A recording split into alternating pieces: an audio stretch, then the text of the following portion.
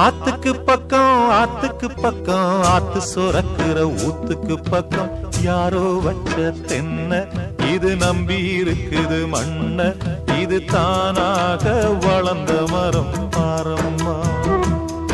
ஒரு தாயாரு தந்தை யாரு கூறம்மா.